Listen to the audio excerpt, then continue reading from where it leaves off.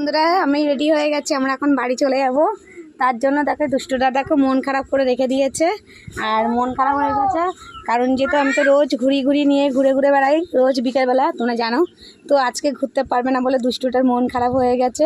তোমার সকল বন্ধুদের গুড ইভিনিং। দেখো আমি এখন বাড়িতে চলে যাবো, রেডি হয়ে গেছি। আর দুষ্টু এখন দেখো মন খারাপ করে মুখটা শুকিয়ে রেখে দিয়েছে। দেখো কি অবস্থা, দেখো মনটা খারাপ হয়ে গেছে। পিসি চলে যাবে বলে ওর মনটা খারাপ। আর সত্যি কথা কী বলো তো, সবারই একটু খারাপ লাগে, বিশেষ করে যদি এরকম দুষ্টু কেউ থাকে তাহলে কিন্তু মন খারাপ সবারই হয়, যেরকম আমারও হচ্ছে, ওরও হচ্ছে, তো সবারই হচ্ছে। তো যাই হোক, কিছু করার নেই, বাড়িতে তো যেতেই হবে। ছেলেদের স্কুল খুলে গেছে, কালকে তো স্কুল খুলবে, তো বাড়িতে তো যেতেই হবে, তার জন্য বাড়িতে যেতে হচ্ছে।